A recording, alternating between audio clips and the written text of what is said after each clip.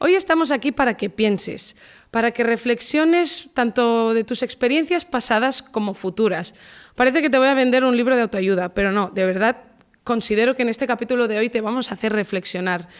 Quizás ya has escuchado el primer capítulo del podcast o quizás has decidido venir directamente a este capítulo porque el título te parece más interesante. Van a salir temas muy salseantes, pero a la vez muy serios y que seguro que muchos de vosotros os sentís identificados. Tengo la suerte de tener aquí conmigo a Amalia Casas, a mi derecha, doctora en psicología, posgrado de interpretación pianística en la France Liszt Academy y profesora en la Universidad Complutense. ¿Qué tal estamos? Muy bien, muchas gracias por invitarme. A ti. A su derecha tenemos a Albert, para los amigos, pero Alberto Rico, psicólogo educativo en Cubo, formador de profesores, coordinador de facilitación del curso experto universitario en educación transformadora en la Universidad Camilo José Cela. Pero es que me ponéis unos títulos tan largos que yo a veces me pierdo. Tutor de emprendimiento en la Escuela Superior de Música Reina Sofía y, además de todo eso, activista y formador en estrategias de transformaciones sociales. Yo no entiendo cómo haces tantas cosas. Bueno, por lo que nos concierne hoy también soy contrabajista, en realidad. Y es contrabajista, además, o sea... Bueno. Pero muchas gracias por venir. Me alegro mucho que estés aquí. Gracias, que es mi amigo, o sea, estoy muy contenta. A mi izquierda tenemos a Víctor Pliego, catedrático en el Real Conservatorio Superior de Madrid, experto en formación de profesorado, preparador de opositores, que no es lo mismo, y ha sido profesor de la Universidad de Alcalá de Henares y de la UNIR, la Universidad Internacional de La Rioja. También un buen currículum. Muchas gracias. Un placer. Y para finalizar a Cecilia Berkovich. Berkovich, como más te guste. A ti, ¿cómo te lo han enseñado? Como lo hayas dicho tú. Vale, de acuerdo. Me parece fenomenal. Que es profesora en el Conservatorio de Música de Aragón y del Centro Superior Catarina Gurska. Profesora de violín, viola, música de cámara y repertorio orquestal, ¿no? Exactamente. Tela el conocimiento que tienes que tener. Capa a capa. Muchas gracias por estar aquí con nosotros. Un gusto para mí también.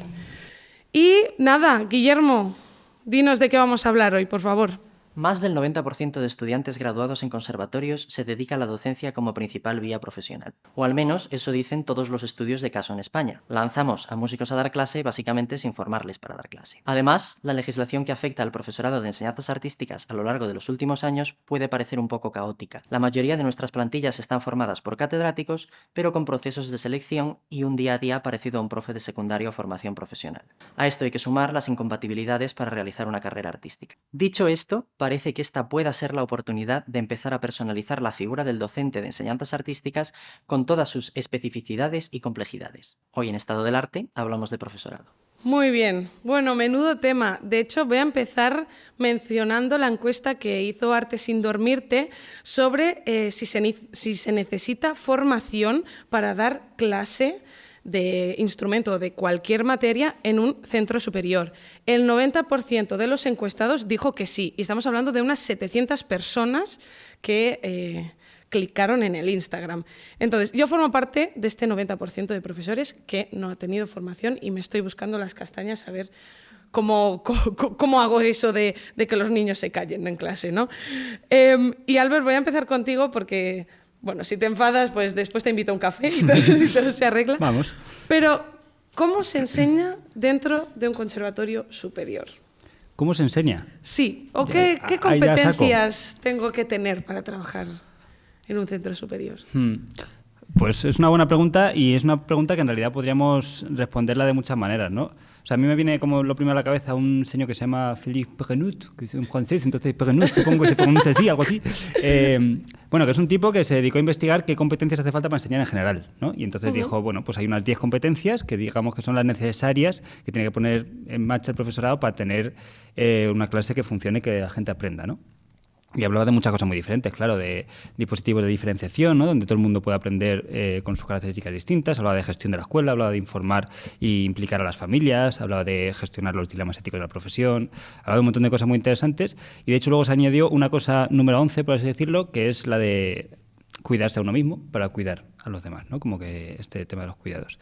Y sí que es verdad que yo me pregunto siempre con todos estos estudios, porque hay muchísimos estudios sobre qué pasa en enseñanza, qué pasa en aprendizaje, y Peganut habla de cosas muy genéricas que tienen que ver con la enseñanza en general. Y me pregunto cuánto necesitamos aplicar a enseñanzas superiores de artes en general y cuánto necesitamos traducir e incorporar otras cosas, ¿no? Porque en realidad, ¿no?, hay competencias específicas de ser profe dentro de un superior que quizás no están pensadas en la investigación todavía y que quizás deberíamos darle una vuelta. Que no es lo mismo que una universidad, por ejemplo. Enseñar a una universidad, enseñar a un centro superior, al final hay diferencias, ¿no? Sí. No, y en primaria que en secundaria, ¿no? No es lo mismo estar teniendo que gestionar una clase que en general de niños de 7 años que estar gestionando una investigación a la vez que estar gestionando una clase en la universidad, que estar en conservatorio tocando y a la vez dando clase. Claro. Y además ahí entramos en una cosa importantísima, que es la ratio, que nosotros damos clase 1-1, con todo lo que eso significa.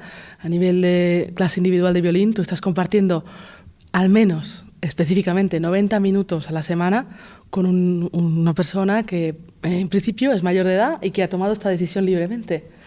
Entonces ya ese momento de estar 1-1 y de tratar con alguien que puede estar absolutamente en contacto con su vocación, que es la tuya, esta persona puede no saberlo, puede venir con la inercia, puede no saber qué cosas le esperan, y entonces en ese momento ese trato 1-1 me parece la base de toda esta cuestión, que primero de todo es abstracta. Hemos encontrado todos estos términos, competencias, objetivos, contenidos, que son maravillosos, pero lo que hacen es al final también clasificar lo que debería suceder bajo ese paraguas de actividades de enseñanza-aprendizaje. Pero lo primero que hay es una persona con otra persona, 90 minutos en una clase. O sea, las competencias deberían ser distintas de una universidad, claro, de un... que ahí, porque la primera pregunta que surge, y estoy segura que mis compañeros están de acuerdo, es ese análisis de ante quién estoy y cómo me transformo con esta persona, y este intercambio constante que se va a producir de aquí por lo menos hasta los siguientes 89 minutos de nuestra clase.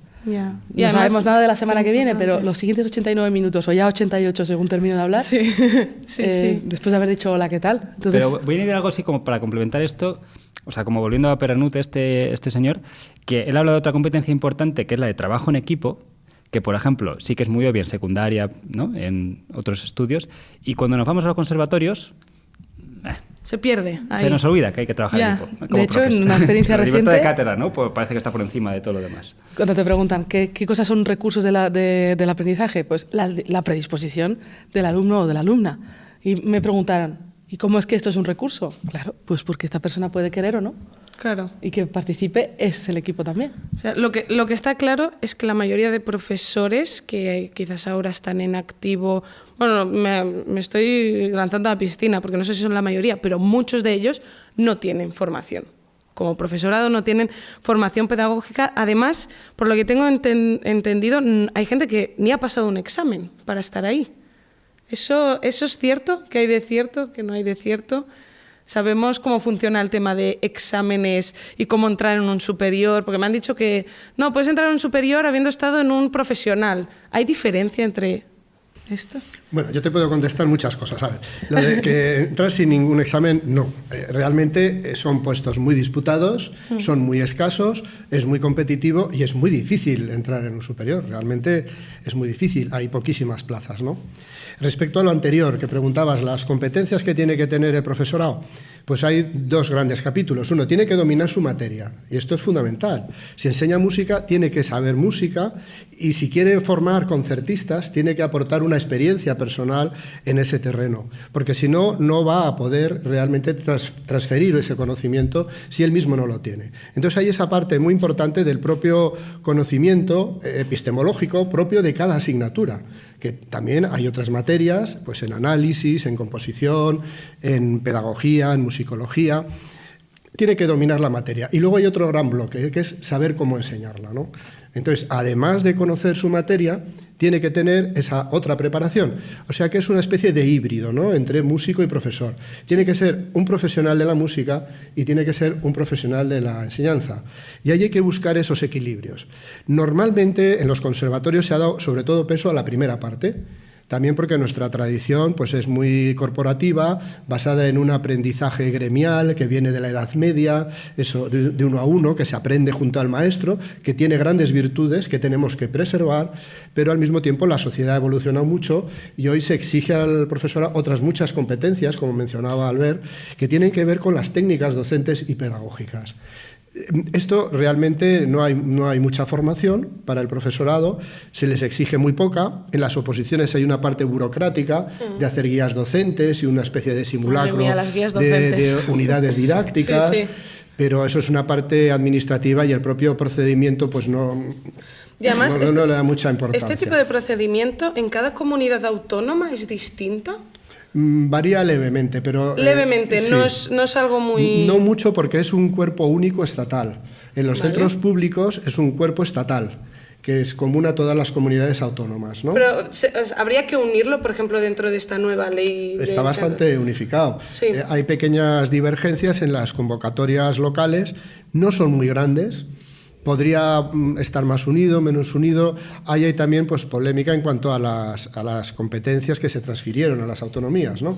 Entonces, hay aspectos que siguen perteneciendo al Estado por ser un cuerpo estatal y hay algún aspecto que pertenece a las autonomías y efectivamente puede haber divergencias. Pero bueno, hay que hacer unos exámenes y formación tienen, yo creo que más musical que pedagógica. O sea, si señalo un déficit, como se veía en la encuesta que has dicho antes, es en la parte pedagógica. Y sí que hay profesores que, bueno, pues transmiten lo que han visto hacer a sus maestros, a veces para bien y a veces para mal, porque no todo lo que han visto era bueno, eso hay que depurarlo, hay que filtrarlo. Y a veces pues se forman por su cuenta. También hay muchos profesores... Claro, de hecho, ¿cómo aprendo yo a dar clase? Pues por tu cuenta, el sistema no te ofrece mucho. Hay algunos másteres, cursillos, cursos de formación de profesorado, que mucha gente los hace porque también le suma luego méritos para el baremo, para los puntos. Tema méritos. Lo hace más por los méritos que por formarse. Pero al final es un esfuerzo que no está garantizado por la administración ni por el Estado. Al final depende mucho de la búsqueda personal de cada uno. Cada uno, o sea, vamos, que por amor al arte, búscate la vida, pero y si no tengo tiempo y no me apetece, ¿qué hago? Podemos hablar también, fíjate, con el tema de las competencias del profesorado, un poco de las necesidades que tenemos. En vez de pensarlo como qué tenemos que desarrollar, vamos a ver el rastreo, ¿no? Y las investigaciones que hacemos en la universidad, lo que hemos sacado es como una serie de perfiles de docentes, donde hay un perfil que es negacionista, podríamos decir que es como terraplanista, que considera que cuestiones educativas no hacen falta, ¿no? Que uno toca muy bien el instrumento, que es lo que comentaba Víctor, y eso ya le valida para transmitir la información, suponiendo que su alumnado además es un recipiente vacío que va llenándose de conocimientos fundamentalmente técnicos en el instrumento. Totalmente. Luego hay como otro perfil de profesorado que nos aparece generalmente que sí se implica en cuestiones pedagógicas, pero sobre todo porque quiere conseguir que su alumno sea una reproducción de su propia persona, ¿no? Interpretación. De hecho, vemos que pueden salir clones de ahí, ¿no? Porque lo que pretendes es utilizar ideas pedagógicas para que finalmente el resultado sea a imagen y semejanza. O sea, nos da un poco igual cómo sea el alumno, ¿no? Yo quiero que sea como yo he sido, bueno, no es que lo quieras, es que como no vamos a terapia, pues nos pasa eso. que acabamos focalizando. Esa frase, ¿no? De yo voy a terapia para aguantar a la gente que no va a terapia. Exactamente. Bueno. Y luego digamos que hay otro porcentaje de profesorado que hay que reconocer que en las encuestas sería el mínimo. Es un porcentaje pequeño que sí tiene una conciencia de que cuando entra en un aula tiene unas mentes pensantes y sintientes y que esos seres humanos pues a lo mejor te han venido por inercia, porque han invertido muchísimos años de estudiar en un profesional o en una escuela de música previamente y a lo mejor pues han llegado allí, se han visto allí por la cantidad de tiempo y emoción invertida anteriormente, pero no saben si se quieren dedicar a eso o cómo hay que dedicarle el tiempo, la calidad de estudio y... Claro, no saben cómo hacerlo. No saben cómo hacer y tú como docente tienes que sí saber acompañar ese proceso, ¿no? de descubrir dónde estás, qué es lo que quieres hacer. Hay veces que la docencia se focaliza simplemente a formar solistas, cuando sabemos que en el siglo XXI en el que estamos hay que diversificarla y todo eso hay que tenerlo en cuenta. ¿Cómo lo tenemos en cuenta si no tengo una preparación docente? Claro, pero aquí se abre también como la cosa esta, que lo de terapia lo hemos dicho ahí medio en broma, pero... No, en broma jaja, en broma no. Porque realmente, o sea, también con los límites de dónde entra la profesión, ¿no? Y dónde no, con esto que decía también Víctor, ¿no? De si tenemos que tener competencias musicales, competencias pedagógicas, si tenemos que tener competencias terapéuticas también. Yo supongo que no, que por eso están los psicólogos clínicos y la gente que quizás debería estar también en un conservatorio, ¿no? Que debería haber más perfiles de ese estilo y no están. Pero que tengamos también en cuenta que nuestro papel como docentes es el que genera que el 70 y pico % de los que han estudiado música tengan ansiedad o depresión. O sea, como que no tenemos una competencia necesariamente terapéutica, pero sí tenemos una capacidad traumatizadora. O sea, que quizás tenemos que pensar en qué, por lo menos, qué está pasando ahí, esto ¿no? Es un Hay elemento que comentas, Albert, que me parece que es fundamental que tengamos que tratar. Esto es cuando hay que afrontar temas que son espinosos, pues hay que afrontarlos. Y la verdad es que la ansiedad escénica deriva mucho de los centros especializados en formación musical. Sí. Luego, aquí hay que tomar en cuenta cómo hacemos para que eso se esté transmitiendo, incluso aunque yo tenga mucha experiencia de haber pasado por escenarios. O sea, cómo, a pesar de la cantidad de experiencia que tengo de haber pasado por escenarios, tengo esa capacidad de generar ansiedad escénica en el alumnado. También tiene que ver con ese rol absolutamente que los profesores se declaran como invulnerables y perfectos en sí mismos, y a mí nunca me ha pasado nada. No. Creo que también se dan pocos pasos en dirección hacia el ser vulnerable, que no en ningún caso anula todo lo que puedo saber o transmitirte. ¿Y creéis que esto se podría mejorar si para ser profesor de superior se necesitaran unas competencias y unos estudios un poco más claros, ¿no? No tanto de, mira qué bien toca el violín, ¡hala!, a dar clase. ¿Creéis que si se dijera desde la ley misma, oye, estos son los parámetros que... Bueno, está claro que tendría que haber una formación específica docente para cada nivel, igual que tendría que haber una formación específica para escuelas de música, para acción sociocultural, para los conservatorios profesionales y elementales. Diferenciándolos, diferenciada. ¿no? Sí, porque no es lo mismo por edades, por contextos, por objetivos también profesionales, por situaciones. Realmente es fundamental que exista tanto la formación inicial, que esa la debería exigir y al mismo tiempo garantizar y ofrecer la administración educativa, y luego la formación permanente a lo largo de la vida. No hay que olvidarse de ese otro aspecto, que es que los profesores tenemos que estar constantemente actualizándonos para ir enfrentándonos a situaciones cada vez más cambiantes, a nuevas generaciones, a nuevos contextos sociales, culturales, a nuevas sensibilidades, a nuevos retos que nos enfrentamos. Realmente una profesión... El mundo cambia, nosotros también tenemos muy que compleja, cambiar, ¿no? Y la formación permanente también deja mucho que desear. La formación permanente, al final, es también en el horario complementario, si el profesor quiere y le apetece, claro, después de clase, un fin de semana... Y de nuevo los méritos... En fin, para me dan puntos... Venga una formación por méritos, no porque me interese. Para mí, la formación permanente tendría que ser como es en países avanzados, que es que pues un mes al año todos los profesores hacen formación en su horario lectivo y les ponen sustitutos. O sea, que te ponen un sustituto un mes y tú ese mes pues vas a hacer ¿Cómo los que cursos. mi alumno le va a dar clase a otra persona que no soy yo? Por supuesto. No, pero me lo va a romper. Esto no puede ser. Bueno, no puede ser, tiene que tener solo mi influencia. Que antes habéis mencionado que hay que fortalecer más el trabajo en equipo. O sea, no ver el conservatorio como un conjunto de academias privadas donde en cada aula cada profesor da su clase, sino verlo como un equipo. Y sí que hay experiencias que han ido rompiendo un poco ese aislamiento de las cajitas. Por ejemplo, lo de las experiencias de orquesta. O sea, en los últimos años también lo hemos visto todos, como ahora hay magníficas orquestas en los conservatorios profesionales, superiores, hay unas orquestas impresionantes. Y eso ha obligado mucho al profesorado de los instrumentos orquestales pues, a preparar ensayos. Pobre los pianistas, ¿no? Que se quedan ahí. Los pianistas también colaboran, ¿eh? Y tienen bastante que hacer. Además, la orquesta es la gran asignatura transversal del conservatorio, sí, sobre todo para los instrumentos orquestales. Es un gran proyecto que rompe también con la idea de asignatura, como de compartimentos cerrados. Es una actividad transversal y es enormemente enriquecedora. Y yo veo que ahí pues está uniendo voluntades, se ve resultados magníficos, genera mucho entusiasmo, también supone fuertes retos, pero nos implica esta otra dimensión, ¿no? De tener capacidad de trabajar en equipo, no ir solo al solista. Hay todo lo que son conjuntos también, no solo grandes orquestas, pues grupos de cámara, grupos intermedios, son magníficos todas estas actividades. Y esto cada vez lo hay más, los grupos específicos, ¿no? De instrumentos de metal, de clarinetes, de flautas, el grupo de violonchelos.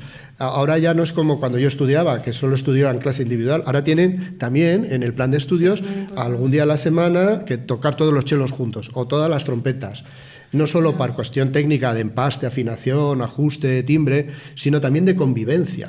Claro, convivencia, comunidad, al final, por mucho que seas el solista más relevante de la historia de España, te toca convivir con gente. Y cuando viajas, vives en comunidad, no vives solo en el mundo, ¿no? Y es muy importante todas estas... Volvemos a lo del equipo, porque, y justo lo que dices, Víctor, dentro de muchos conservatorios hay algunos profesores que directamente boicotean la asignatura de orquesta, porque mi alumno es solista, entonces no se puede desgastar. En el mío ya no pasa, ¿eh? Afortunadamente. Sí, pero que también tiene que haber ese espíritu común. Pero sí que hubo un momento en que nos costó romper, ¿eh? Y ahora en el Conservatorio Superior de Música eso se ha roto. Y a las orquestas... Depende del conservatorio, ¿no? Son espectaculares. No, también llevamos muchos años trabajándolo. O sea, esa fase también la hemos vivido. Que al principio había quien nos boicoteaba los ensayos, las orquestas. No, eso ya se ha acabado.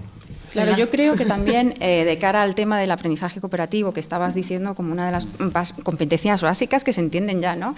El tema es que nosotros no podemos hacer cooperar a nuestro alumnado si nosotros no tenemos tampoco un trabajo cooperativo como docentes. Entonces, yo creo que ahí también hay una cuestión que forma parte también de la dinámica del centro, y la dinámica del centro ya es una cuestión más de gestión, ¿no? del propio centro, de cómo hacer que tus profes interactúen entre sí, que puedan tener dinámicas no solo, a lo mejor solo de hablar de cuestiones musicales. Sí, que se dice participación educativa, sino que haya un poquito de espacios más humanos, que además yo creo que estamos recuperando después de la pandemia estos espacios más de interacción humana, de tomarnos algo juntos, de poder y con algún tipo de objetivos.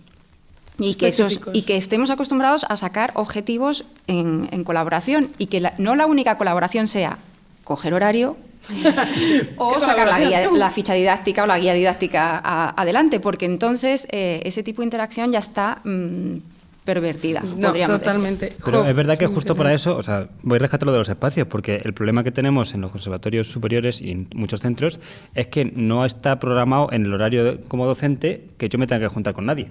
Entonces, aparte de que yo tenga ganas de tomarme cafés y que entonces, como en el pasillo pueda juntarme con gente o no juntarme, si hay cafetería en el centro, pues más suerte todavía. Pero si no, la cafetería centro neurálgico de la vida común. Sí. Pero si no, o sea, si no gestionamos espacios comunes, entonces no podemos ser profes competentes como unidad de centro, ¿no? De algún modo. Teniendo en cuenta que la calidad de la educación solamente se mide desde la unidad como centro, no desde la unidad de mi aula, sino la unidad es el centro para la calidad, ¿no? Entonces, para mí esa es una idea importante que requiere efectivamente gestión de...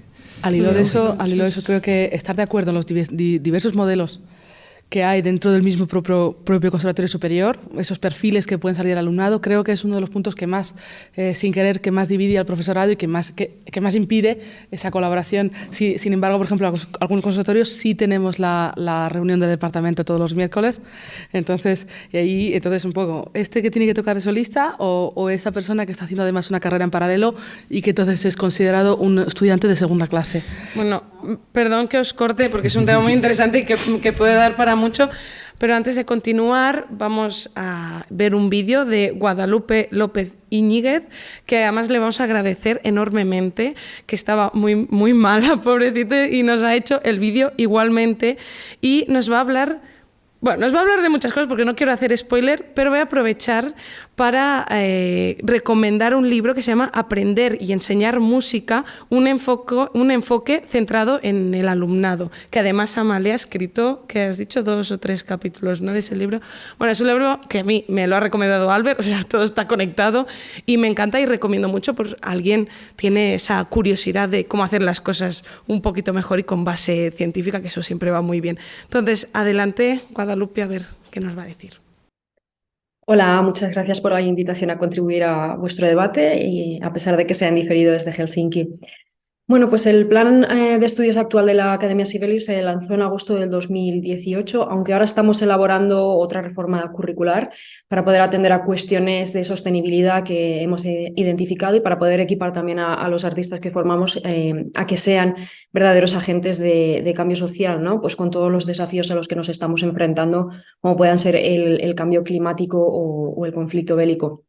Entonces, el actual plan curricular tiene a la investigación como elemento eje de los estudios, tanto para los docentes, que tienen que utilizar la investigación pues, para estar al día, mejorar como profesionales críticos de su práctica, como también para equipar a nuestros alumnos como verdaderos agentes de cambio social. Entonces cultivamos un entorno que ayuda a nuestros músicos, a nuestros artistas en general a crecer de manera crítica para que vean pues eso, el poder del arte, ¿no? No solo como una manifestación estética o de expresión emocional individual, sino como verdadero motor de cambio en la sociedad. Dentro de este entendimiento, lógicamente, la nueva estrategia de nuestra universidad, que es hasta el 2030, es tener impacto hacia un mundo igualitario, un mundo sostenible, donde nuestros graduados pues, ejerzan como artistas y agentes de cambio pues, altamente calificados y de mente amplia, ¿no? Sobre todo crítica. Entonces, bueno, comprendemos que tocar o cantar o componer bien no es suficiente para esto y es ahí donde la investigación juega un papel fundamental. En ese sentido, nuestro plan de estudio se basa en competencias. Lo que pasa es que nosotros entendemos estas competencias mucho más allá de lo que propone Bolonia, ¿no? Y sobre todo va mucho más allá del discurso retórico sobre empleabilidad, que en realidad es bastante problemático, como estamos viendo en las últimas investigaciones. Entonces, tanto en los programas de licenciatura como de maestría, hacemos mucho hincapié en que los alumnos desarrollen un espíritu investigador, tanto en aspectos pedagógicos como futuros docentes, como en cuestiones performativas, ¿no? Como intérpretes. Entonces, no es el discurso de competencias el más importante para nosotros o el más relevante, sino el del pensamiento crítico, ¿no? Para que bueno, pues puedan influir de manera positiva en la sociedad y bueno, además nuestros alumnos también reciben bastante apoyo para aprender idiomas como una herramienta añadida a esas competencias de comunicación crítica. Entonces, bueno, la investigación tanto de la práctica pedagógica como de la práctica interpretativa es absolutamente eje en nuestros estudios. Y de hecho la gran mayoría de docentes que tenemos son como yo, investigadores, ¿no? Entonces, bueno, juega un papel crucial en nuestra institución. Así que bueno, esta es un poco la visión global de lo que hacemos en la Academia Sibelius. Espero que os sirva y un saludo. Pensamiento crítico, idiomas, bueno, nos habla de cosas para mí, Guadalupe habla de cosas súper interesantes y súper necesarias y de hecho saca un tema que me gustaría sacar aquí en la mesa, que es la investigación. Como además ha dicho, investigación como papel fundamental. ¿Por qué es tan importante la investigación en el profesorado? Bueno, yo creo que hay una cosa interesante, conectando con lo de antes, con la formación docente, que es que el aprendizaje no es un producto, es un proceso. Entonces, tú no es que aprendiste un día que fuiste a un curso y ya está, ya sabes dar clase, sino que tú tienes que repensar tu práctica continuamente para poder aprender a enseñar, ¿no? Entonces, yo creo que la investigación para mí puede ser muchas cosas, ¿no? Pero una de las funciones que tiene principalmente cuando somos docentes y tenemos la oportunidad de que, como docentes de superior o de universidad, tenemos horas de investigación, o deberíamos tener, es que la podemos dedicar a aprender a enseñar mejor, ¿no? Porque con esta idea, ¿no? Que lo que decía antes Amalia, de que hay estos tres perfiles, estos tres grandes personajes de la mitología del profesorado, que al final se convierten en ideas que tienes tú dentro, ¿no? Entonces esas ideas que tienes dentro, por mucho que tú te creas que eres el mejor pedagogo del universo, luego sin querer, por cómo te han enseñado, pues acabas dando clase de formas que quizás no concuerdan con lo que tú piensas siquiera. Entonces la única manera que tenemos muchas veces de revertir esto es investigar sobre lo que tú haces. Simplemente, aunque sea eso poquito. No hace falta que sea de tema de investigación pedagógica, o sea, puede ser porque bueno, claro, cuando hablamos de investigación hablamos como... Nunca se nos viene a la cabeza investigación, por ejemplo, de la interpretación. No sé si... Que es tocar un concierto, prepararlo, defenderlo, compartirlo. Ya es investigación, ¿no? Bueno, solamente cuando tienes que preparar el programa qué toco, por qué toco en esta ocasión para no acabar tocando sota, caballo y rey, que no voy a poner ejemplos porque ya sabemos qué aspecto tiene ese concierto de obertura, concierto, sinfonía. que un día morirá ese formato, ¿estamos todos de acuerdo? ¿Sí? Sí. Espero. Para que evitar eso y hacer un concierto estructurado, ya tienes que investigar acerca de autores, autoras, contextos, ya te haces una pregunta ahí. Porque ese es el centro de lo que debería ser esa investigación a cualquier nivel. Hacerte una pregunta que te lleve en cualquier dirección y, sobre todo, ya casi entrando en términos un poco más cabalísticos, hacerte preguntas sobre las preguntas. Así que cuanta más apertura puedas mostrar y compartir, si te acompañan en el proceso, pues fenomenal. ¿Y creéis que el profesorado tiene los suficientes recursos para la investigación ahora mismo en la ley? Que eso se habla un poco, creo, en la nueva ley de más recursos para la investigación, ¿no? ¿Creéis que hay suficientes recursos o que estamos bastante atrás? Bueno, lo de la investigación es ahora una exigencia de la enseñanza superior. O sea, lo que distingue la enseñanza superior de los otros niveles es que, además de todo lo otro, se profundiza creando y transmitiendo conocimiento. Y eso se hace a través, pues, de unas formalidades que están establecidas en el mundo académico y que a veces a los artistas les cuesta aceptar. Pero claro, si queremos ser verdaderamente enseñanza superior, tenemos que pasar por este elemento de la investigación. Puede haber grandes artistas que no investigan, que son solo creadores, que son solo intérpretes. Suele generar rechazo este tema de la investigación. Claro, porque muchos lo que tienen es la conciencia de que son artistas. Ellos se sienten artistas y piensan que solo con la práctica artística ya han conseguido el nivel máximo de excelencia. Y es verdad que lo pueden conseguir en ese campo, pero este es otro campo. Es otro campo que es el de crear, como antes nos ha explicado Cecilia también, preguntas y buscar las respuestas y transmitirlas. Eso es crear un conocimiento que se puede compartir con los demás. No solo tocar el concierto, sino luego pensar, reflexionar sobre por qué así, por qué no así, ¿no? De qué manera. Eso es la investigación. Entonces eso está costando un poco, primero, por esa conciencia que tenemos tan intensa de lo artístico. Somos artistas y eso es lo mejor. Sí, pero esto es otra cosa. Y luego porque nos ha caído todo esto sin haber tenido una preparación ni medios para ello. Entonces, poco a poco, la gente joven pues ya va haciendo másteres, va haciendo cada vez más doctorados. Yo creo que la gente que viene ahora pues está más concienciada de lo que es la investigación, pero es verdad que hay una generación que le ha pillado todo. Como prejuicios más que nada, ¿no? Sobre investigación, pienso en mi TFM, me pongo nerviosa. Claro, ¿no? Al principio se exigió hacer TFGs de final de grado o TFMs de final de máster. Y esto pues nos vino impuesto sin que la administración nos diera ni preparación, ni cursillos, ni formación, ni recursos. A los propios alumnos, además de exigirles que escriban un trabajo, habría que formarles. Y eso requeriría que hubiera alguna asignatura obligatoria en los cursos previos que les fuera introduciendo en ese territorio que, ya digo, es exigencia de lo que se llama enseñanza superior, a nivel europeo. O sea, en la enseñanza superior, además de la práctica, se exige la creación del conocimiento reflexivo, del pensamiento crítico, del conocimiento científico transmisible. Y eso, desde luego, no todo el mundo lo tiene por qué hacer. Si solo quieres tocar, no tienes por qué. Pero si quieres estar en el mundo académico de la enseñanza superior o universitaria, pues es obligatorio. Bueno, y a veces sería interesante, aunque solo quieras ser instrumentista, ¿no? Pero además también. Es que es una de mis preguntas favoritas en tercer curso de superior. Tienen este dragón llamado anteproyecto y viene este alumno o alumna, dice, ¿y sobre qué investigo? ¿Qué escribo? Es que no lo sabes, es normal. No, pero para eso, y ya sé que esto puede sonar un poco romántico, pero es fundamental que esta persona que estudia esté conectado con algún aspecto de su propia pasión.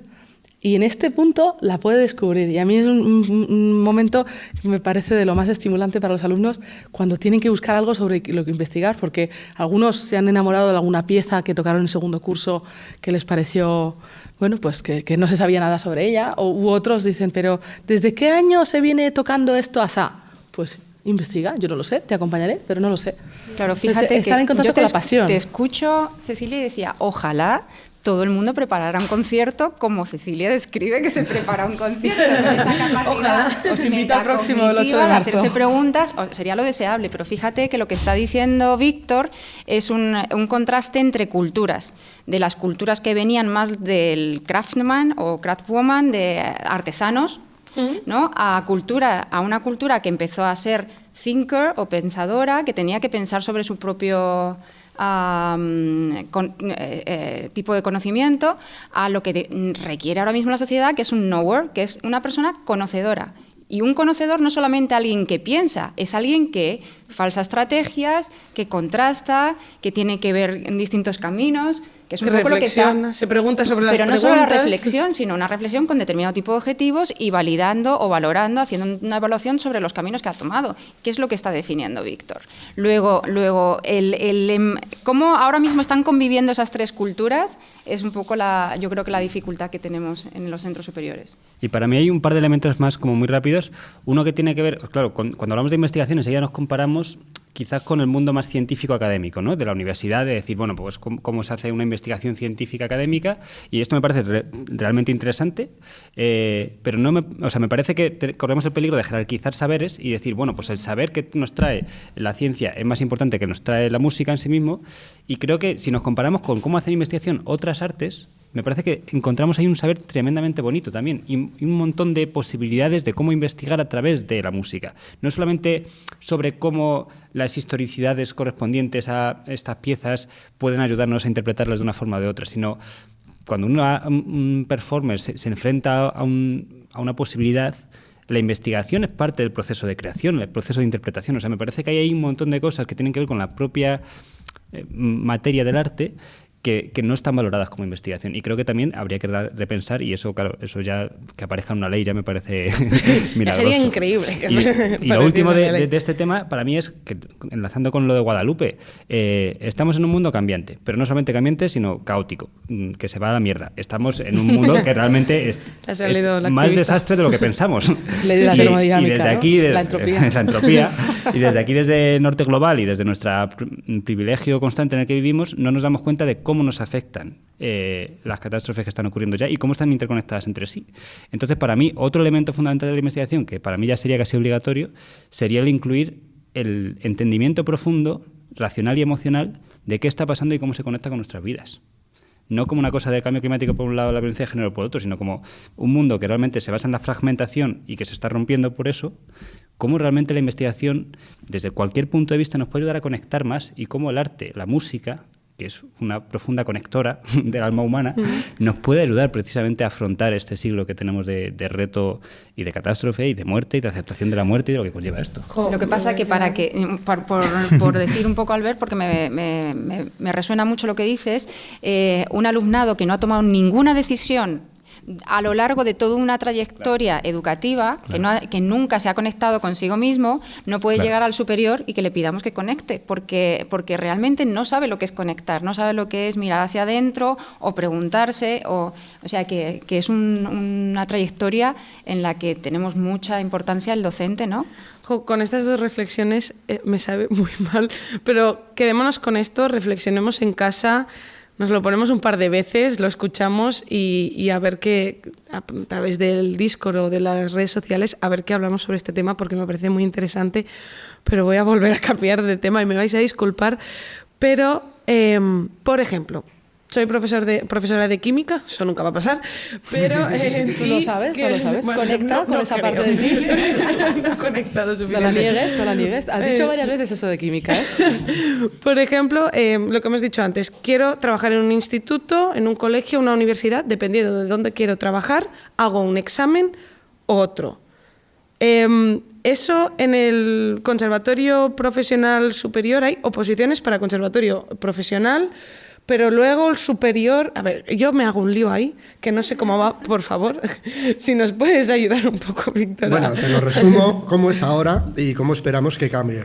Ahora mismo hay dos cuerpos. Uno es cuerpo de profesores de música y artes escénicas y otro que es cuerpo de catedráticos de música y artes escénicas. El cuerpo de profesores tiene asignadas las competencias en la enseñanza elemental y profesional y aquellas del superior que se determinen. En algunas del superior hay profesores. Vale. Y luego los catedráticos tienen en exclusiva la competencia sobre enseñanzas profesionales superiores. Perdón. El cuerpo de catedráticos lo impartiría las enseñanzas en los centros superiores.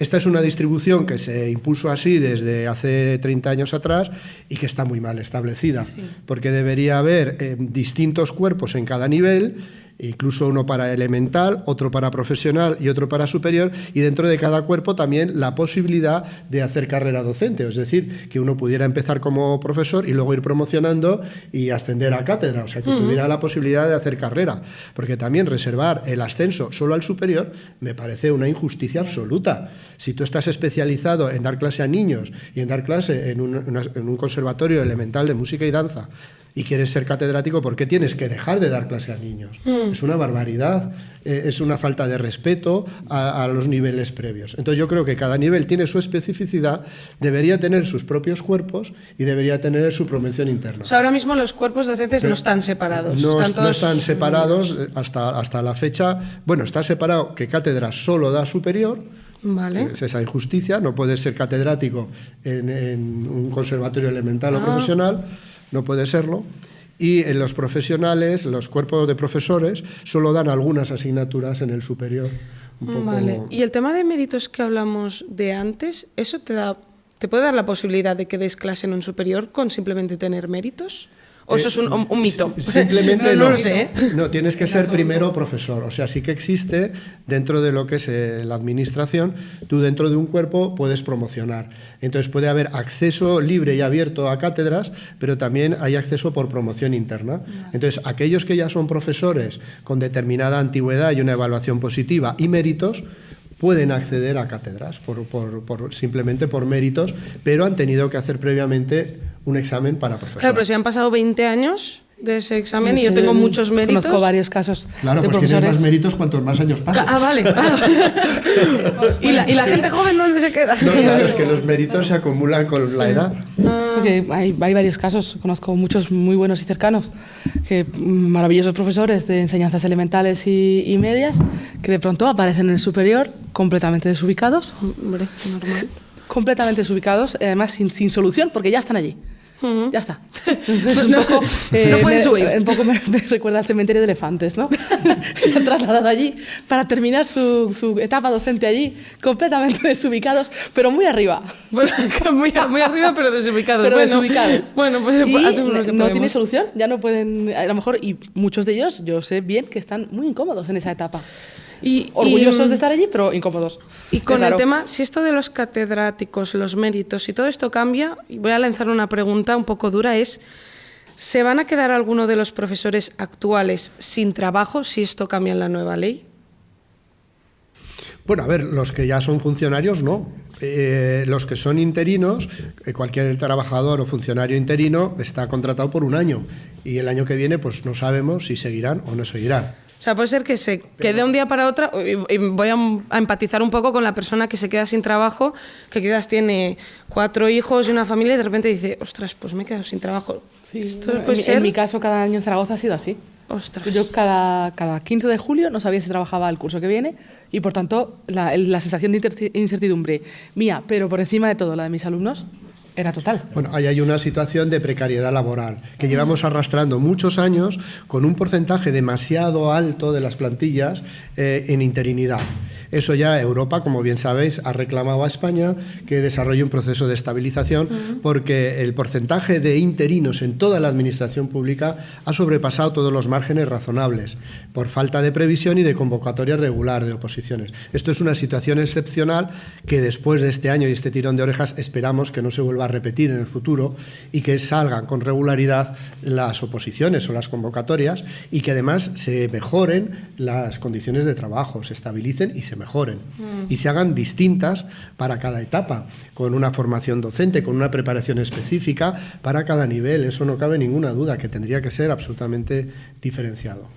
Muchas gracias. Esto es muy importante porque estamos hablando de la vida de las personas. Es una ley, pero las leyes a veces cambian totalmente tu vida cuando menos te lo esperas.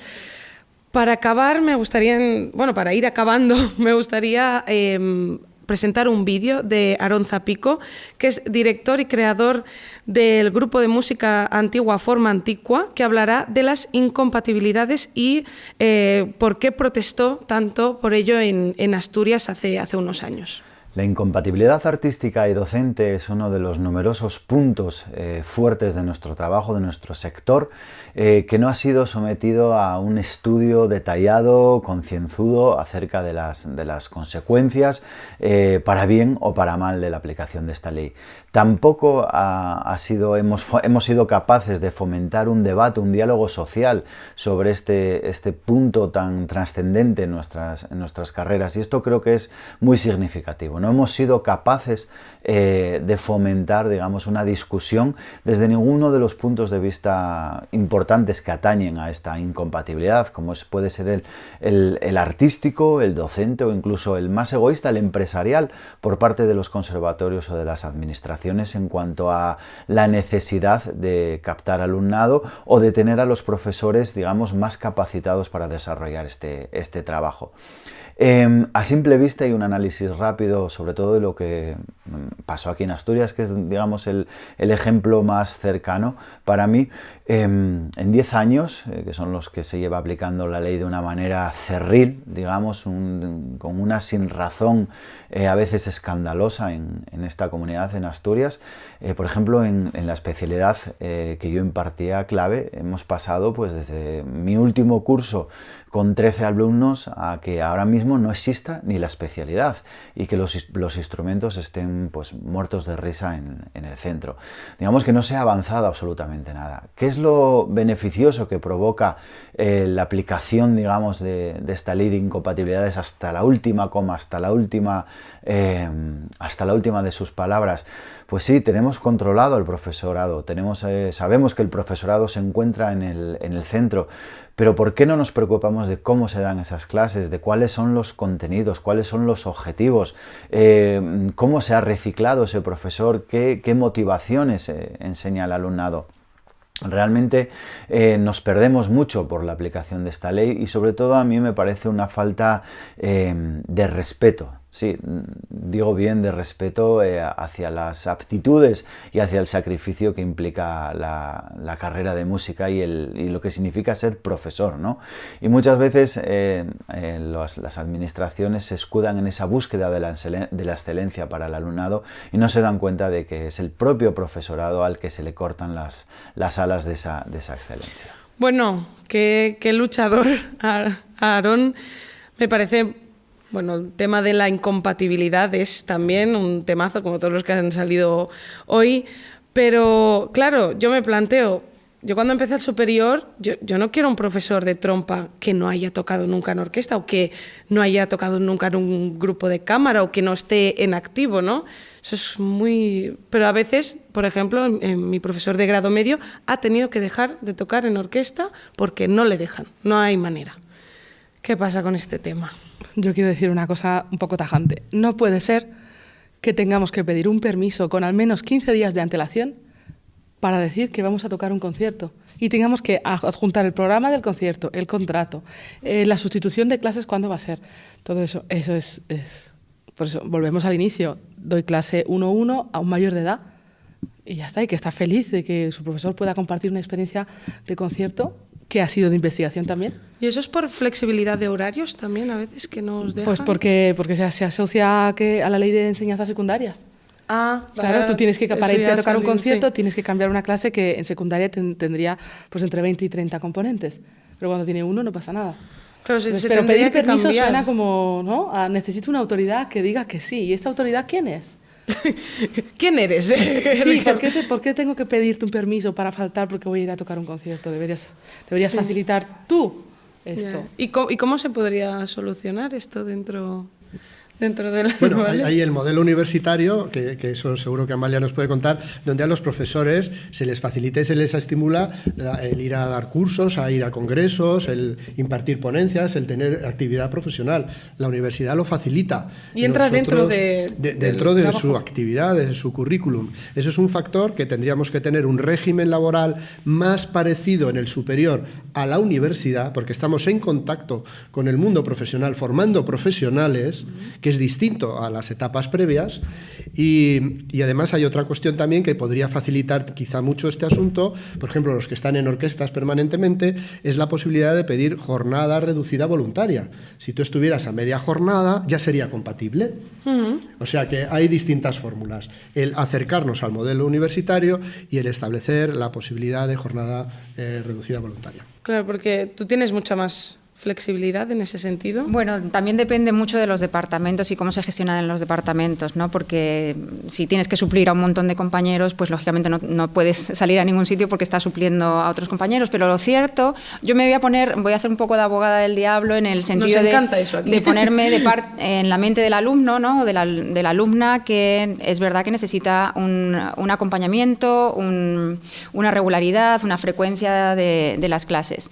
El profesorado, que lógicamente tiene que desarrollar esa actividad artística, yo creo que los centros sí pueden tener comprendido, tienen que incorporar cómo hacer ese tipo de suplencias, con qué tipo de afinidades hay entre docentes, porque además es un enriquecimiento también para el alumno, el que tenga pues otros puntos de vista y que haya una supervisión de lo que se está haciendo en un momento determinado, si no es con Cecilia, pues con otro que ha venido o con otra persona que esté. Entonces yo creo que ahí podíamos, estoy de acuerdo con Víctor en que se podía coger un poquito más esa dinámica que hay en la universidad para facilitarlo. Está muy bien que mi profesor de trompa dé conciertos, pero claro, si viene una vez al mes, pues esto no es tan guay, ¿no? Pero por otro lado también estimula tu autonomía. Ojo que ahí entramos en un segundo tema. Pero y la regularidad, si te ha enseñado aquí a aprender.